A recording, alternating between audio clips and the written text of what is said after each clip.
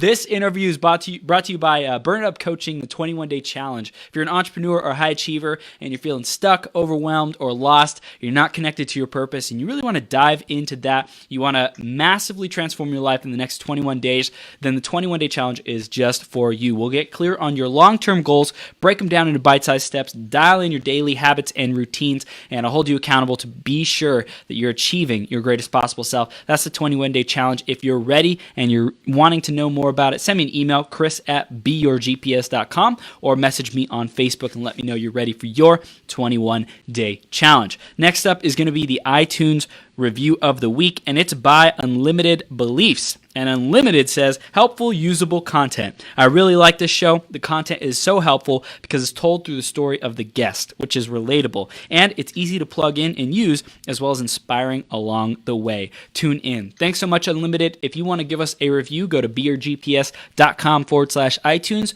or search Becoming Your Greatest Possible Self on the iTunes store and give us a review there. Thank you so much in advance for doing that.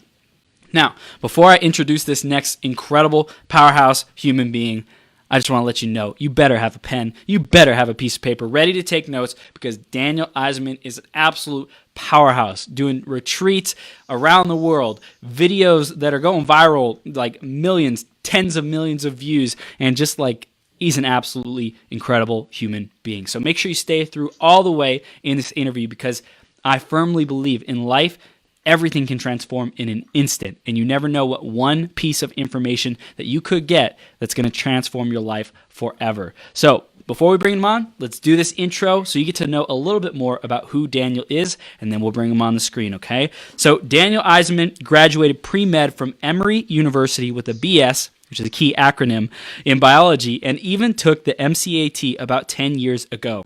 Before applying to medical school to stay on the path of normal, as people advised him, he decided to take a year off. That year off has now turned into a decade of breaking normal, adventure throughout all 50 states and 20-plus countries. Now, over the past decade, he's been hosting and facilitating life-changing events in some of the most beautiful places on earth, where he has picked at the golden threads and patterns of human interaction. The common theme he saw through his experience was that so many people seemed to be trapped in self-imposed prisons, keeping a lid on their genius, their joy, and their growth. The Breaking Normal experience, in its most powerful, dynamic, and raw form, is designed to help you reach into the depths of your soul and claim your best dream for yourself and for your family. The key to your freedom is hanging at the tip of your nose. And Daniel's here to bless us with some wisdom today. You ready to rock this, Daniel? Oh, let's do it. Let's do it. We're now live on Becoming Your Greatest Possible Self, man. Thanks so much for being here to share with our audience about all your wisdom and experience hosting retreats, changing the world, man. You're a freaking powerhouse. Thanks for being here. Yeah, I think it's I resonate. I feel like you had that in common. We're pushing through. We're moving forward. Yes, that's right. That's right, man. So we're going to dive into the theme of the day first off, which is how to make 2019 your best year ever. So Daniel, how are you making 2019 your best year ever, and how can we as an audience do that ourselves? So I think the first thing is to realize and embody that these are cool ideas. Like 2019, that's a cool idea. That's a meme. I would call it a meme. And the truth is, it's always right now. 2019, any moment in 2019 will be very similar to right now, because it's now, which is for eternity. And I think the most we can juice out of every moment, the most we'll be able to juice out of 2019 and beyond. Yeah. Damn. Beautiful. So it's like taking the principle or the common thought pattern of using 2019 as a time to set resolutions, as a time to say, okay, now at this point we're gonna change the rest of our year, and to recognize that, hey, it's about this moment, and it's a continual, perpetual, eternal this moment phenomena that we get to step into and recognize and use that to source our power, and not rely on something outside of us like a 2019 year to wait for, or to like make that have all the power over us. Is that what you're saying? Yeah. Another way of putting it is, when someone is putting off something till 2019, or I'll do this when, to me that is not winning. That's not winning. Because if someone really wants to do something whether it's in 2019 or beyond, do it now. Do it now while you're alive and capable. Beautiful. I love it, man. So you're achieving incredible things in the world. Were you like how does this do it now philosophy lead to all the amazing things that you're doing and traveling and impacting so many people's lives, man? Well, and I think by following my desires in the moment rather than putting them off into some mysterious potential future, it's catalyzed a lot of energy. It's catalyzed a lot of partnerships. It's catalyzed a lot of catalyzed a lot of awe. It's like a lot of, whoa, is this a dream? So it's like when you get a hit of inspiration, for example, you go for it, you act on it, because it was like given to you to take action on versus like to put it off till someday. Yeah, I almost would say it's borderline blasphemous to put our dreams off to some sort of not certain future. Wow. So powerful, man. So you host events, like you do like tribe design and help people like build, like feel connected in a community. You help them become self-expressed. Is that like ultimately what your clients and the people who are wanting to learn your mentality of achieving that freedom of breaking normal? Is that, like, would you say the crux of what that is? Can you tell us a little bit more about that? Yeah, so for me, breaking normal, one thing it means is heart sync, like a heart sync over group think. So I'm not necessarily looking to be surrounded by like-minded people as much as I am like-hearted. And I think that the wisdom of the heart is not so dualistic and polarizing. It's like there's an infinite wisdom there that's not practical. That's not only rational, but it's also chaotic. It's not only controllable, but it's mysterious. And to like merge those two, I think is like to only be logical or to only be mysterious would be trying to fly with one wings. But there's a reason we have two wings, and I think those are actualized when we jump. When we I don't know if we'll find our wings unless we take a leap of faith on our dreams and desires now. Otherwise, it's kind of like the caged bird singing. I understand why a caged bird sings. It's got to find freedom somewhere. But a caged bird could also fly if in this metaphor, if we're willing to open. In our human life, we are the ones that are the gatekeepers. We have the keys. We're on the stage. We're the actors. We're the directors. We're the producers, and we're on this stage of life. So I think with breaking normal in these events, really I'm doing is reminding myself and everyone that life is not only it can be a spectator sport, but it's also time to go all in right now. Absolutely. And when someone is not doing that, sometimes they might not get along with me too well. I'm very particular about my environment. Actually, I think that there's the age old argument is like environmental or genes. Well, I think we can choose which genes are activated based on our environmental choices, and a major part of our environment is who we surround ourselves with. Yep. So I make sure that I'm hanging around people that are going all in on their dreams now and not arguing for their limitations. Yeah, 100%. And also creating your reality is designing that environment, designing external environment to feed back whatever the beliefs that you want to support, whatever the paradigm is that you want to grow in. And that includes people. It includes like putting sticky notes on your wall. It includes that beautiful horse that's behind you, right? Like whatever it is, it's like you get to design that environment to reinforce who you are committed to being, your identity. Our identity is fluid, and we get to shift it or create it or choose it at any given moment. Yeah, that's for sure. I love how you're emphasizing how fluid our identity is, because I think along with the Tao Te Ching, I think the Tao Te Ching starts something along the lines of like the best way to strip the power of things, naming it. Or aka identifying with something that you think that someone might think is permanent. No, like the one thing that's guaranteed life is change. Yeah. So I surf the waves. And I think I think that everything is energy, and energy comes in waves. And I love that I've learned how to surf literally, because it's helped me surf the waves that I'm in right now. Wow, that's incredible. So, would you recommend that everyone learns how to surf? It's funny. I used to try to take so many people surfing, and I realized this is the crazy part. I've tried to take so many people surfing, but there's a threshold. In order to surf waves, someone has to first have to paddle through them. Wow. They have to learn how to paddle out. Like most of surfing is paddling, and a lot of sometimes getting beat up and getting taken down and wiping out. And I realized for whatever reason, it doesn't seem like everyone's willing to do that. As much as that pains me to confess, that I've taken plenty of people surfing, and if I tried to stay with their struggle, I'm not sure if I would ever surf. Yeah, you wouldn't enjoy it. It's more dangerous for both of us. So there is this collective energy that we all share, but there's also a personal triumph that I think we all get to have. And for the people that are willing to paddle through the mess, I think I want to surf with them. But if they're not willing to do it, it's dangerous for me to try to hold their hand through it.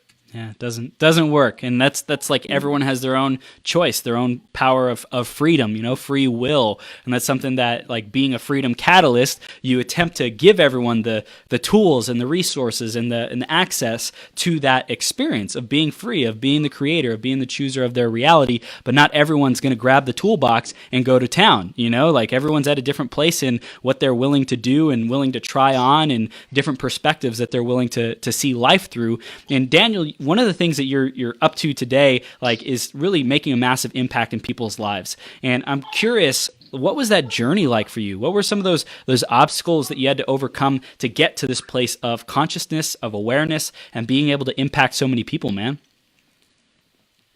I think mostly getting over any leftover addictions to approval, rather than being authentically myself. As my daughter's climbing up the stairs, you might be able to hear her a little bit back there. My wife just grabbed her. But for instance, she's such an inspiration to me because she doesn't care what we're doing right now. Right. and having a child, you probably have to climb the stairs. Right. And having a child, you probably have to really step into, man, I don't care what people think. Like, I got a kid, she's my everything right now. Like, this interview is great. Impacting people's lives is great. And that's second, I would imagine, in the priority of, like, having this child and having her be self-expressed and like raising her to be happy and fulfilled. Yeah, it's like there's a paradox, and I think I've heard Gary Vaynerchuk talk about this, about a key to his success being, like, not caring at all what anyone thinks, and then caring deeply what they think. And I do think that kind of wisdom or discernment comes with having a child, especially for someone that's willing to love their child. But it is very important that sometimes I let her do her thing, and sometimes it's very important what she's doing and see if I can support her. Yeah. Wow. So you first had to remove the approval, right? Like the desire to always be seeking people's approval. That was a big hurdle that you had to go through. How did you get over that? How did you overcome that? I think I still am. I think it's just a constant practice that gets better and better.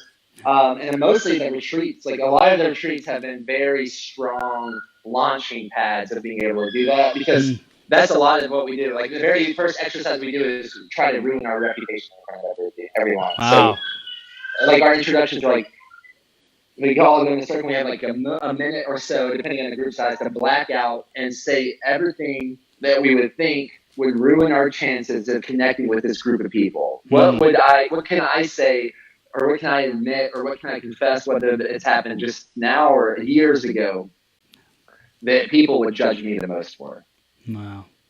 So it's that's like the beginning, and it builds a lot about, like, shedding the skin of who we're not to become what we are. Yeah, it's the identity. It's like recognizing that our identity is fluid, number one, and to like take those parts of our identity that are most suppressed and avoided, and it's what's the word? Not toxic, but you don't want to go near it. You don't want to touch it. You don't want to do just stay away from me, and then, like, accepting it and allowing it to, like, bubble up to the surface, and recognizing that after sharing it, hey, I'm still alive. I'm still safe. They didn't kick me out of the tribe. That's got to be so cathartic and so empowering.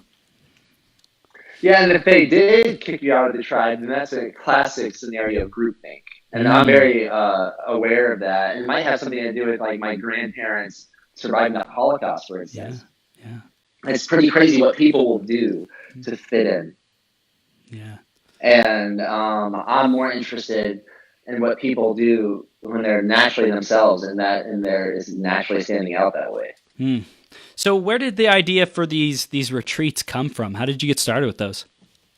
Oh, I think when I graduated college, I truly started asking myself, what I pay to do and how can I get paid to do it? Yeah. And long story short, that led to the idea of going on the best trips I can think of and the best places in the world and the best time to be there with the best people to be there with. And not just there like a regular party or vacation where we're hiding from each other, but we're being fully expressed with each other in these spaces and time. How did you design that environment in the very beginning? How were you aware that that was something that you were craving? I think we lived in Georgia, and I was taking a bunch of surf trips to Costa Rica, Florida, and South, and like the Carolinas. And there were a lot of people wanted to join. They wanted to join, so I was like, man, why don't we just start turning this into a business? There's enough demand. Yeah. And then I partnered with my friend who was studying with Brad Blanton, who wrote the book Radical Honesty. And a lot of the ideas around there, how to authentically relate with one person or themselves or a group of people, really resonated with me.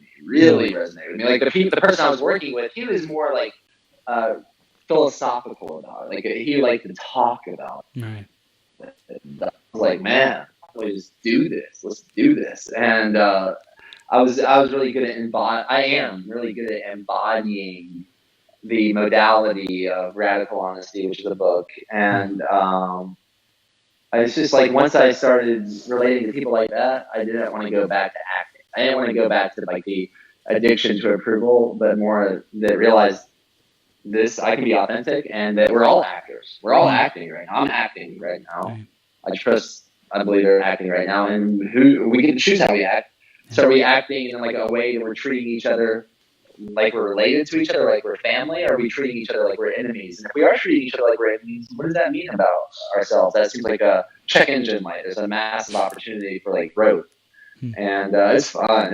You know, the whole lifestyle design is one thing, but tribe design is a whole other thing, because it brings a bunch of lifestyle designers to live together in a new place, in a new time, a place that a lot of them have never been before, and to see how my personal lifestyle design can synergize with other people's is another layer. That's like that's from going from independence to interdependence, and that to me is the name of the game of like what human consciousness is evolving to right now, especially. Yeah, and it's like you really get to discover like who you want to be, right? It's like lifestyle design is great, and it's like almost, it sounds like it's in a silo that people are creating their lifestyle. But when you go into tribe design, then you get to do the lifestyle design with a community and see like what sticks, what resonates, and what doesn't, and like really find out what are your boundaries, what is your truth, what is important to you as you become flexible and get challenged in probably unconventional ways. As I would imagine when people go to your tribe design events, like you do things that are unconventional to get them out of their comfort zone, to experience new perspectives, to say what is my truth, what is important to me, and how do I want to act in this moment. And they get confronted with how they act that isn't serving themselves, how they act that isn't serving the people around them. Would you say that that's an overview of it, like or a piece of it? Yeah, I think you get it pretty well. When the college I went to, I know in the intro, I think you may have mentioned it, I went to Emory University. And if y'all ever read or seen the book/movie Into the Wild, directed by Sean Penn, they filmed that actually when I was going to school there. And that's a great book. It's a great story. And it's a pretty sad ending. Without giving too much of it away, the takeaway from the main actor was that happiness is only real when it's shared. And I think that, along with the idea that a happiness shared is a happiness doubled, and a sorrow shared is a sorrow halved, and that most people may only be as sick as their secret, I think it's very vital for people to be fully known and fully seen and fully highlighted, at least in some some context in their life, whether it's a tribe design or it's your marriage or it's a business partnership. That hiding is heavy. Hiding is heavy, and there's a liberation with featuring our flaws per se. To find out that our flaws are where our features are. Would you say that being willing to be authentic and like challenge yourself to be more vulnerable and real is one of the things that's helped you succeed the most and get to this point of like, you know, so many people wanting to go to your events and, you know, building a powerhouse brand? Would you say that that's like one of your success ingredients? I would probably, the way you put that, I would argue that is what success is. Because there's a lot of people that are like successful. And I just did an awesome podcast with my friend Brandon Hawk, who's like, you know, we both work. And he's particularly like works with high end clients that produce a lot of income. Let's just say that like someone could be making millions of dollars, but still feel worse than someone that's making $5 an hour. So is it really like money to me is a symbol of value, and I think it's important for people to realize like how much is making money costing them, how much is saving money costing them, how much is spending money costing them. And I think our most valuable asset that's potentially the only arguable non-renewable asset is our time. So if I'm spending my time being authentic in amazing places with people I care about, that sounds like success to me. How do we take on some of these authentic exercises, being authentic in our own lives if we're starting out on this journey, and we will soon be at your tribe design events, and we just really want to get started and jump in the water? How do we get started? Yeah, I think, if someone really wants to still like see or hear about it, the book Breaking Normal is awesome. I have Audible and print. I suggest on Audible. JP Sears and I read it for you. And another two books that come to mind are like Radical Honesty and Virus of the Mind. Virus of the Mind is a great book around this topic. And so if you want to get more perspective, that's a great start. If you want to practice it, and it's not an event like Tribe Design, if you want to start practicing it today, I'd simply say, think about who's most important to you, and what are you most scared to tell them, and then invite them with a creative constraint. I know a lot of people resort to writing letters or going to the box in a church. Like the Catholic Church uses kind of confession as a spiritual modality. Not to undermine that, I think it's one of the most powerful spiritual modalities is confessing. But basically to confess what's most scariest to the people that mean the most to you right away. And I'd suggest doing it in person. And I suggest, or if they're not available in person, to do it over video chat, like we're like live video chat. And if they're not live, then get them to be more creative. I still think it's a ritual or a way to let people get their resentments out of the way and let their hiding get out of the way so they can unlock their imagination and creativity and connection. And it usually shows up in this really intimate relationship. So if I'm hiding something from my wife, I trust that I'm going to take my own advice and explore that with her right tonight. It's powerful. So like the thing that we're most afraid of sharing that with the people closest to us, the person who we most don't want to share it with, and do it in person. Of course, that's the optimal way. And if it's not possible in person, then do it over video, and that will free up ourselves in imagination. Why is it imagination? Why does that become free? And like, you know, tapping into that. Why is that a process of becoming, of success, so to speak? I'm curious why you use the word imagination. Oh, because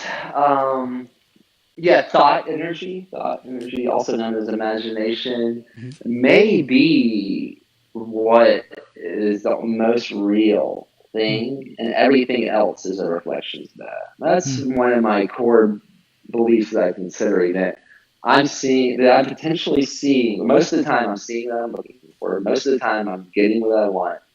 And it's a lot of based on I decided to focus my thought energy on. So I one of my biggest resentments to the school system is how much time is focused on getting children to make it to regurgitate other people's ideas based in the past, rather than using their imagination to remember a future. Wow. I think that human beings have a certain amount of bandwidth. Just as a phone has a certain amount of bandwidth, like just like we charge our phones at night so we can use them during the day, it's important for human beings to charge themselves at night by sleeping so they can unlock their bandwidth during the day or have full bandwidth during the day. And if I'm just using all that bandwidth on my phone to be on one app known as Facebook or Instagram, I might be missing out on an infinite amount of other entities that catalyze more of a realization of what I actually am, rather than being a cog in the wheel to someone else's system or being a victim to someone else's projection. Right. So there are strategies. It could be risky for some people just to go home tonight and confess everything they want to say to their significant other, because there are a lot of people have been programmed to speak in a way that's not that truthful. And I think that's why I recommend like those 3 books, like Breaking Normal, Radical Honesty, and Virus of the Mind, because I think people get to be more clear about how to say what they mean and mean what they say, rather than regurgitating cultural spells of projection and limitation. And what I mean by that is just a quick example is like, I believe most of the time when people say you, they actually mean I. And I think it's sort of a virus of culture to speak in that way. So my job is to accurately report what's happening for me, not to guess, not to tell you what's happening for you. How the heavens am I supposed to know that? And it might seem semantical. It might seem semantical to some people. But if anyone that's watching this ever programmed an app, speaking of a phone metaphor, the way what shows up on an app is basically based on the order of symbols that are coded into that app. So I think a lot of what we're seeing in our waking reality through the screen of our lenses and our eyes is based on what we chose to speak about in the form of symbols and where we put them in. So you'll probably, you can let me know if you believe this or not, you'll probably pick up on a pattern through this conversation that I'm mostly speaking about myself, and if it's something that I'm ready to let go of, I speak about it in the past tense. And if it's something that I'm ready to receive more of, then I'll speak about it more in the present tense. Yeah. And if I am going to say something about you, I trust it's a spell of empowerment. I love that. Spell, because like spelling is like it comes from like the old ages, right? Like, so when you spell out a word, you're literally casting a spell. And like when we speak, our word has power. Our word creates. Our word, transforms reality and matter and energy as we know it. It transmutes it and creates it. And what you said about when people say you, I know there's a lot of unconsciousness about when I do that as well. And people will often say, like when they're getting grilled, when they're in an uncomfortable situation, when they are like looking at themselves, they will disassociate and say you. And I'm just kind of paraphrasing what you said as I understand it.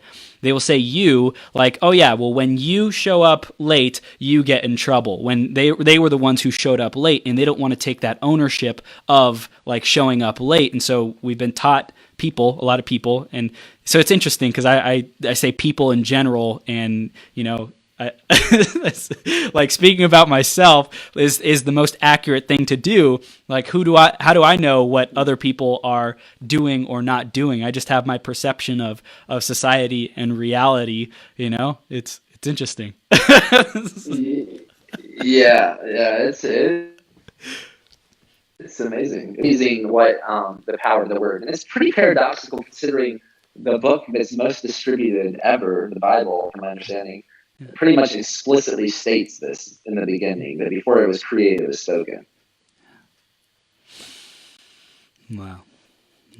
I love it, man. So the power of words, that was definitely one of your key learnings as well, it sounds like, along your journey of understanding the power of your words, understanding the power of creating with your words. And also, like you said, like when we speak, are we casting spells, so to speak, of empowerment? Are we referring to people in an empowering way, or are we speaking negatively about them? That's why, gossip is one of those most disempowering things for us, for our own subconscious mind, because like when we're speaking about it, when I'm speaking about gossip, for example, or doing that, it would be seeping into my own subconscious mind, like, because when I'm talking about someone else, really it's a reflection of me. Yeah, so on Breaking Normal, I actually have a chapter called Record Your Gossip. And I actually suggest people, if they're to gossip about someone, make sure you turn your recorder on so you can send it to them, who you're gossiping about. Otherwise, that's ridiculous. And then, what's even more ridiculous about the people leaking that energy because they're too scared to confront the person that they're actually talking about face to face, is that the victim. I would argue the truest victim, maybe the real victims, are the ones that are listening. So that's another thing. I don't let many people gossip around me. I'm like, if I start hearing something, if Jordan suggests this, and if Jordan starts gossiping about you in a way that I think is not empowering to you, I would most likely ask him, can you either turn your recorder on or not talk to me about this, talk about it, because I'm not here to participate in that virus either. Wow. Not that pollution of communication. Wow. Damn. That's powerful.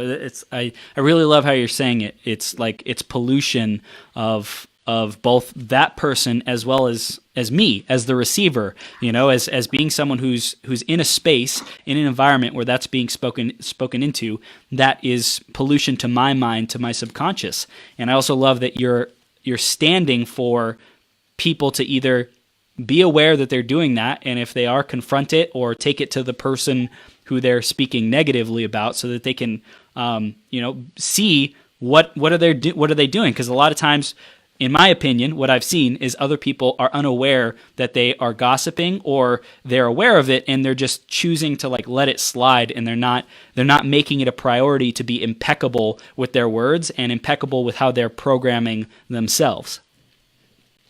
Yeah, it is kind of one of those unconscious normal programs. And I think people that gossip typically have received a lot, they listen to a lot of gossip. Yeah. So when someone's gossiping, in my opinion, they're basically leaking negative energy rather than a powerful connection. Because in my opinion, if there's something I really don't want to tell you, Chris, then the best way of us connecting would probably be me to tell you that. No. So instead, I could resort to gossiping about it, and then that turns it into, in my opinion, polluted waters, and I can leak that negative energy on other people. And if they receive it, and especially if they receive enough of it, they're going to eventually want to leak that negative energy on people. And that's also another iteration of groupthink, in my opinion. And I think if someone wants to live a more creative life with more imagination unlocked, don't tolerate gossip anymore. How would you and definitely don't participate in it. Right. How would you invite someone to raise the necessity of not tolerating the toxicity, the negative environment, negative people, negative thinking, negative speaking? How would you invite people to really raise that standard? Because a lot of people can feel like it's impossible almost to get. I would imagine. I'll speak for myself. Back when I was first starting my journey, this is good. I love this. Back when I was first starting my journey, I would have said, Daniel, it sounds great, and that's awesome. But how can I get from where I am to where you are? Well, that would be that question I would probably first unravel. And be like, I don't know if you want to be around that. I don't know if around that is where you're supposed to be, and vice versa. So once again, rather than looking to other people to determine how we're supposed to be, to look within, to what am I? What am I? What do I want to do? And that's why I think children are so freaking inspirational, because they're pretty free in doing what they want to do when they want to do it, regardless of what other people think. Yeah. And to have a parent that starts physically punishing them, or punishing them, because then they'll learn that they don't get rewarded. They actually get the opposite of rewarded for being themselves. And if they receive that punishment long enough, it can become a habit. So that would be my first thing. I'm like, I don't know if you want to aim to be like me. Um, yeah, and I for the gossip example specifically, if you want to kind of practice that, just like I know I'm there's a paradox. I think paradoxes are truer than literal. Hmm. I want to give that disclaimer. So there's a paradox here that if you are seeing the way I'm speaking, like, wow, I want to make sure I'm speaking in a way that's this impeccable or this integrous. Or I'm watching someone surf and I'm like, I want to learn how to surf like that. I better put myself in those situations. I better ask questions like you're asking me. And my answer specifically on the gossip is, I'm not, and to just give if you ever hear someone else gossiping again in the future, you can simply just like, hey, like, whoa. Just like if someone was about to drink something that was bad for them, you're like, hey, like, I saw someone may put something in that drink. They'd be like, hey, unless this is for my safety, unless this is for my well-being, unless you think this will make me a better, like this is very important for me to know about, I'd rather not be biased about Jordan. I'd rather see Jordan for the first time with my own lens rather than going into this preconceived projection bias. Because I like to be free. I realize that I'm fluid, and I want to see Jordan's fluid form rather than remembering what you experienced about him in that one time and space. Because I'm going to experience him in a new time and space, and simply say that. And then someone might be like, "Oh, actually, Jordan's really dangerous," or whoever it is. Like, you better watch out if he has 10 beers. You better watch out because this might happen. I'm like, okay, cool. I appreciate that. If he's tempted to do these dangerous things, I don't need to be around danger. But if it's just your projection about Jordan's character, I'd rather figure out about Jordan by myself. And then most of the time, it's out in gossip. And or I could be like, if it's just a friend of mine and Jordan is like, Jordan's a friend of mine and I don't agree with you, so you might be record this. I don't really want to be a part of this conversation unless we record it. So we can send it to Jordan. Dang. Because I don't want it. Yeah. Anyways, it's how many times have people? How many people have done that though? Like recorded a conversation and sent it to someone. I'm curious. Not much. I've done it, but not much. And I would say it's some very similar results to when someone is projecting. Like, the idea like, oh, when you have kids, this doesn't happen. When you take a flight, this happens. When you drive this long in the car, this happens. Or if you don't do this for this long, this happens. I usually ask, like, can you say that in the first person? Wow. Or I say something like, do you mean you? And that kind of, that's a wake-up call. And then I'm like, do you want to repeat that in the first person and see if it sounds more or less true? Most people won't repeat it, firstly, in my results. And second of all, the ones that do don't even believe what they were saying as much anymore. Wow. Yeah. That's amazing. What other transformations have you seen occur from your tribe design events? I'm curious. I think so the guy that wrote my forward to my book, he just came to my mind right when you asked me that. JP Sears, you probably have seen him online. He's an amazing emotional coach. He's just one avatar of many, but he's an amazing emotional coach. And he was doing that for years and probably doing it so good, but there was something greater for him.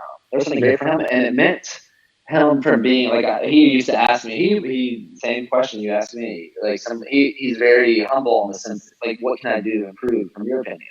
Is there anything that you see? Because maybe he believes in me since I'm not trying to project shit onto him, but more just empower him with good spells, good God spells. And I used to call him a professional eggshell walker. Like, I was amazed at how he could pass along these perspectives so well without offending anyone. So we have a video of how to get offended, by the way. That's a special one. And finally, he actually came to a tribe design and he did his first super controversial, ultra spiritual comedy show, and just like stomped on eggshells. I was offended. I think everyone was offended. I think he was offended, and there was the gold. There was the gold. So I think that once again, another just that iteration of people getting over the addiction to approval and more for being authentic with the genius that wants to live through them, even if it's controversial, even if it's offensive. And I would say if you're going to put any kind of creative constraint around it, make it loving. And I think anyone that's watched JP's ultra spiritual videos understand that the essence is love, and that they can be offensive. It can offend people's thoughts around what doesn't serve them anymore, for sure. That's powerful. So, JP Sears was walking on eggshells. He was so concerned about what people think, and then he had this moment, this opportunity to do a comedy show, and he was like just totally himself. He discovered his voice, what he wanted to share in a loving way, but it did offend people. How did he find his voice? I think being courageous enough to put himself on the spot. I don't think like that first comedy show. And he's my first guest on my podcast I just launched, and we talk about that. Like, he doesn't know what he's going to say necessarily. He can eat the emotions. He can put himself in the spotlight, see that energy that bubbles up, especially from his heart, and then channel it. Wow.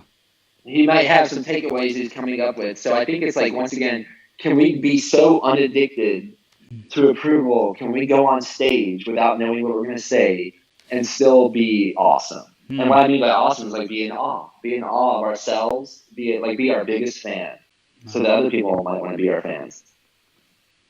That's incredible. You just launched this podcast. Why did you launch a podcast, and what are you out to achieve with it? I think it was one of those. It felt good. It was like, oh my gosh, I want to do a podcast. Like, oh, that's kind of scary. Like, oh, I do that. Oh, and like, all right. So when I get the hows, like when I know something that wants to live through me, or when I get that feeling, when I get that surge of energy, when I get that spark of creativity, when I get that insight and imagination, I like to put a creative constraint on around it. That's where I like to partner. I would call that very feminine energy, and then I like to partner that with masculine energy by putting some sort of quantifiable, clear goal. So I had the energy, and I was like, okay, Austin, Texas. Here I'm in JP's house. I was staying in JP actually, and he has a podcast set up already. And I was like, I'll do 12 episodes while I'm there. I'm gonna do 12 episodes. That was what felt good. It felt good in my body. So then I held myself accountable to doing that, and that's where I think like the masculine charge takes place. It was maybe inspired from inspired from this chaotic, divine, feminine place. And then I'm like, okay, how can I synergize with that? How can I quantify this idea? How can I contain this idea into something that's actionable? So that's pretty much the story. I think it was a spark of inspiration, and then I put a creative constraint around it to launch it by 12/12 for the 12 days of Christmas, Breaking Normal podcast launch. And then I heard about your challenge beforehand, and I do a challenge along with it. Yep. I do a morning ritual most mornings, and then I interviewed Hal Elrod, who wrote The Miracle Morning. Yeah. He was like my 6th episode. And this book has sold over 1 million copies. And then I learned during the interview that he launched his book on 12/12. Really? So I was like, what? God, yeah, no, that's awesome. I think omens and synchronicities are like signs that we're on the right path. So I was like, again, this is great. So that helps me stick to the 12 episodes, because doing 12 episodes wasn't necessarily easy. There was a lot to get done, because I was doing them all. That was the other thing. I wanted to do them all in person. That was another creative constraint. So I just kind of bubble up, and then I kind of contain them. So they're just like there's liquid, and then a container for it. There's no container for this liquid, but I'm not sure what I could do with it. Yeah, that's powerful, man. So you did these 12 episodes, you recorded them in person, and the podcast, it's like to help people to break normal, right? That's the focus of it. And what happens when we break normal? Like, what's available to us? I think it's the allegory of the cave, if anyone's ever heard about that. I haven't studied much philosophy directly, but from my understanding, there's a parable about the allegory in the cave where society is locked into chains, looking at the shadows of the people that are free. And then someone breaks free, and they go out there and they tell them, like, oh my gosh, like, we're only looking at the projection, we're only looking at the shadow, like, y'all gotta get out of here and look. And most people think he's crazy. They're crazy. Yeah. Like, this guy has gone crazy. Like, I'm seeing this, and this is true. What the heck is it? What happened to this person? Yeah. And I think that's also in our biology. I think that babies, like my daughter, there's been millions and billions of sperm, millions and billions of sperm um, projected for me, and Right. only one of them is what creates a new life. Mm. So I think it's like rising above the pack. It's like letting go. It's a hero's journey. It's like breaking free from our culture, from any limitations from our family, from any limitations from anyone, even our cultured selves, and really going for it, going all out. And I think I think that's something to do with correlate with like a heartbeat. Like, so if someone finds themselves being very scared and very excited about something simultaneously, that's probably you're getting. I would say pay attention to that. Pay attention to that and amplify it. Amplify that nervousness or excitement really on a physiological level. They're almost the same, and then see what thoughts come from that. And then if a thought feels real, amplifying that, and you start to feel real energized, real healthy, and real vital, keep practicing that. Put a container around it. So whether it's to write a book or start a podcast or start a business or ask a girl out or whatever it is, like put a creative constraint on it and make it happen immediately. Wow. And that's I one. think that's what I trust. That's what Breaking Normal Inspire people do. Yeah. So how do you facilitate that with your interviews, your guest interviews? What's your intention and creation with those interviews? Like at the end of every episode, what do you want to have happened in the listener's mind or philosophy on life? Yeah, I think one thing that I trust the listeners are going to get to experience is me catalyzing people to bring out the best in themselves, and I'm interviewing people that I think are awesome. Yeah. Like, they're amazing. Yeah. And how I do that, first of all, I think in person, not to undermine this. I love doing this too, but like looking someone in the eyes and asking them a question that I'm hesitant to ask them, that can do a lot. And basically asking for what I want without being attached to getting it, and saying what's most important with the least amount of words.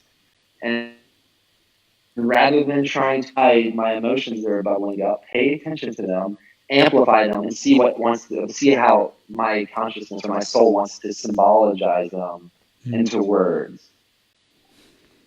So, like, really becoming a clear channel of that fast energy, known as connection and love. It's powerful. So being a channel to that energy, and what are like some questions that you feel you've either asked or are going to ask that ride that energy, that kind of fearful or nervous or excited energy? Like, what kind of questions bring that up for you? I think typically like the elephant in the room, I would say. So there's most of the time, I think most, like especially children, once again, when they haven't learned to be approved necessarily, but they're approved no matter what they do. I think children are very acute to like, what's this person? Maybe it would be a big topic. What would be the biggest topic for us to dive deepest into, rather than thinking our way around it? How can we feel our way through this experience? And I think I remembered how to pay attention to those sensations that kind of point to that elephant in the room. And I like to talk about it in a loving way. I like to talk about it to people, how I would talk to my daughter about something that I thought would be extremely triggering. So not to tell her what's going on, but to address it. Like, let's address what's most real right now. And I think the pet podcast that got released today was with the founders of PaleoFX, Michelle and Keith Norris. And they had their daughter pass away in a car accident years ago. And there was a part of me that didn't want to, like, I was like, oh, that's kind of scary to talk about. And I was like, oh gosh, must be honest. So we talked a lot about that. We talked a lot about, even it got into this situation where we were talking about how they participate in ayahuasca ceremonies, and I was like, I had the same thing. Like, were they doing that to connect with their daughter? And sure enough, like me asking that question, yes. And allegedly Michelle believes that her daughter, both of them believe their daughter was with them. Like they could be with her presence during these ceremonies, one of the ceremonies in particular. And I was like, oh gosh. Like, so it's kind of like this, they feel like a magnet. Like, it's like, have you ever seen someone at a restaurant or a coffee shop and something so ridiculous is going on, you almost are afraid to look at it? Yeah. And so I think that by me staring it right in the eyes, like me staring that and confronting that head on, so like making friends with the dragon rather than pretending it's not there. And what a dragon really might be on a metaphorical level is a small reptile that's been ignored for a long time. Yeah. So to confront it head on, and I think there's less dragons taking up space in our houses. So I have a great example. I think I was in the Apple store the other day, and I was returning something, and the guy had like a deformed hand, right? And I was like, wait, what should I do? Should I ask him about it? Should I, ask him how it happened? Should I just ignore it? Should I look away from it? Like, it's uncomfortable to look at it. It's like in that moment, I was like, okay, there's an opportunity to connect on a human level that he probably doesn't get to connect on. What is it? What does he want to say, to experience? How does he feel included and loved? And so it's like, for me, there was this magnet to pull, to ask about something, to engage in conversation about that. But I was so concerned about how it would land and doing it right that I didn't end up doing it. And I was like, damn it, man. Like, that was the perfect opportunity. It was like, I was pissed at myself. Okay, man, I had like this delusionally optimistic idea that you talked to him about it, and you'll have some sort of breakthrough, and you did. Okay, great example. Great example. That's true. It's true. Like, most people will have some crazy story about that person has some issue, right. And maybe what it is in reality, what it is, their hand looks very different than everyone else's hand. Yeah, and that's probably it strikes a lot of people's curiosity, and I bet the person that has that very different hand probably knows when someone's thinking about it and not talking about it. Yeah. And I wonder how refreshing it would be for someone to be like, "Whoa, what's going on?" or what happened, or how that happened, or what's that like? So it's like being willing to fuck it up. Being willing to ask the question, and if it offends, then it's like, okay, where do we go from here? Like, oh, like, well, okay, like it's interesting. People pleasing, it's not the business. Yeah, I think being offended can be extremely healthy. Especially if someone's willing to sit with those feelings and eat those feelings and be with those feelings and see what they might mean to that person. And being offended is great. And that, once again, I'll plug that. Just simply search how to get offended, and you'll see that video of JP and I. It's a good one.